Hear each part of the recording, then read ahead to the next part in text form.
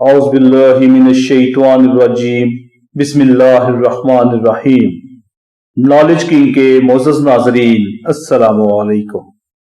ناظرین کرام، آج کا واقعہ بنی اسرائیل کے دو بھائیوں کا ہے، جن میں ایک مسلمان تھا اور دوسرا کافر۔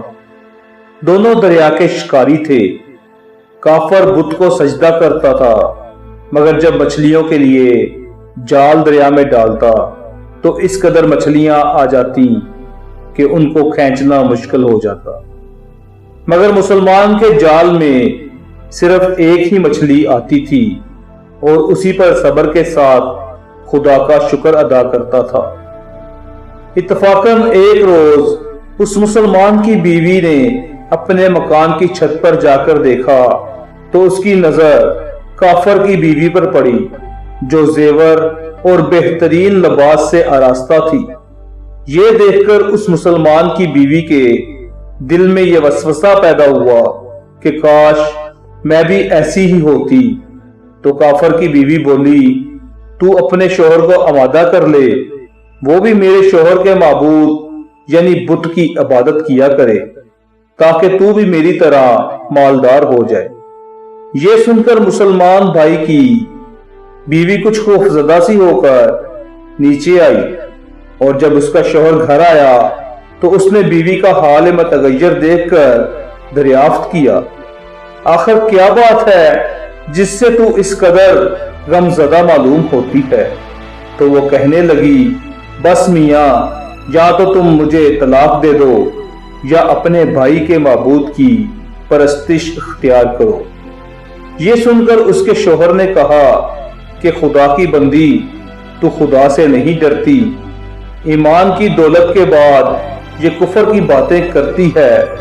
تو عورت بولی، بس مجھ سے اب زیادہ باتیں نہ بناؤ، میں ننگی بھوکی نہیں رہ سکتی، جبکہ دوسری عورتوں اور خصوصاً تیرے بھائی کی بیوی کو میں دیکھ رہی ہوں، وہ زیورات اور عمدہ لباس سے آراستہ رہتی ہے۔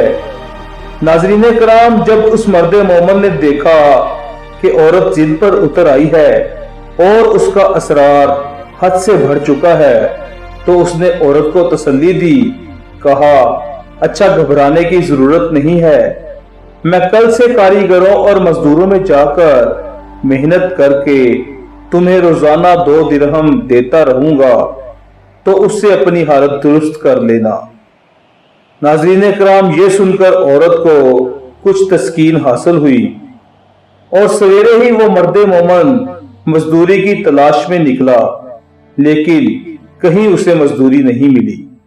یہ دیکھ کر وہ دریا کے کنارے پہنچا اور شام تک اپنے خدا کی عبادت میں مصروف رہ کر رات کو جب گھر آیا تو بیوی نے دریافت کیا، آج تم کہاں تھے؟ تو وہ کہنے لگا، میں بادشاہ کی خدمت میں تھا، اس نے مجھ سے 3 دن کام کرنے کی شرط کی ہے۔ عورت بولی کہ آخر وہ بادشاہ تم کو کیا دے گا؟ تو اس نے جواب دیا کہ میرا بادشاہ بڑا کریم ہے اور اس کے خزانے مال و دولت سے بھرے ہوئے ہیں، وہ مجھے وہ دے گا جو میں چاہوں گا۔ چنانچہ اسی طرح برابر وہ اپنے معبود برحق کی عبادت میں مصروف رہا۔ اور تیسری رات ہوئی تو بیوی نے کہا، سنو میاں، اگر کل تم نے مجھے مزدوری لا کر نہیں دی تو تم پر مجھے طلاق دینا لازم ہو جائے گا۔ یہ سن کر اس کو کسی قدر پریشانی لاحق ہوئی، اور تیسری صبح کو اس نے ایک یہودی سے کہا، کیا تم مجھے مزدوری پر لگا لو گے؟ یہ سن کر یہودی کہنے لگا کہ ہاں، تم کو مزدوری تو مل جائے گی، لیکن شرط یہ ہے کہ میرے پاس تمہارے کھانے پینے کا کوئی انتظام نہ ہوگا۔ چنانچہ وہ مرد مومن روزہ کی نیت کر کے یہودی کے ساتھ ہو لیا، اور حق تعالیٰ کے حکم سے حضرت جبرائیل علیہ السلام 29 اشرفیاں ایک نورانی طباق میں لے کر اس کی بیوی کے پاس پہنچے اور کہنے لگے، میں بادشاہ کا قاصد ہوں، اسی نے یہ اشرفیاں لے کر مجھ کو تیرے پاس بھیجا ہے، اور فرمایا ہے کہ تیرا شوہر ہمارے کام میں تھا، ہم نے اس کو نہ چھوڑا یہاں تک کہ اسی نے ہم کو چھوڑ دیا اور یہودی کے پاس چلا گیا۔ اگر وہ ہمارا کام کرتا تو ہم اس کو اور زیادہ اجرت دیتے، بس یہ ایک اشرفی کی کمی اس وجہ سے ہوئی ہے۔ چنانچہ وہ عورت ان میں سے ایک اشرفی لے کر بازار گئی جس پر کلمہ شہادت لکھا ہوا تھا۔ صراف نے 1000 درہم اس کی قیمت عورت کے حوالے کر دی، اور جب شام کو وہ مرد مومن گھر واپس آیا تو عورت نے اس سے دریافت کیا کہ آج تم کہاں تھے؟ اس نے جواب دیا کہ آج میں ایک یہودی کے کام پر گیا ہوا تھا۔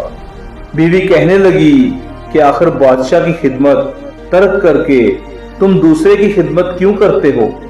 پھر اس کو اشرفیوں کا واقعہ سنایا، جس کو سن کر وہ مرد مومن روتے روتے بے ہوش ہو گیا، اور جب اس کو ہوش آیا تو بیوی سے کہنے لگا، افسوس کہ میں نے بادشاہ دو جہاں کی خدمت کا حق اپنے اوپر لازم نہ کیا۔ اور اس کے بعد اس شخص نے عورت کو چھوڑ دیا اور پہاڑوں پر چلا گیا، جہاں خدا کی عبادت ہی میں مصروف رہ کر اس کا انتقال ہو گیا۔ اللہ تعالیٰ اس پر اپنا رحم فرمائے۔ ناظرین اکرام، سچ یہ ہے کہ خدا کے خزانوں میں کوئی کمی نہیں ہے، وہ بندے کو اس کی عبادت کا صلہ ضرور دیتا ہے، اگرچہ بعض دفعہ کسی حکمت کی بنا پر اس کے یہاں دیر ہو جاتی ہے، لیکن بہرحال اندیر پھر بھی نہیں، وہ اپنے بندوں کو ضرور دیتا ہے۔ اللہ تعالیٰ ہم سب کو صبر اور شکر کے ساتھ زندگی گزارنے کی توفیق عطا فرمائے۔ اللہ تعالیٰ ہم سب کا حامی و ناصر ہو۔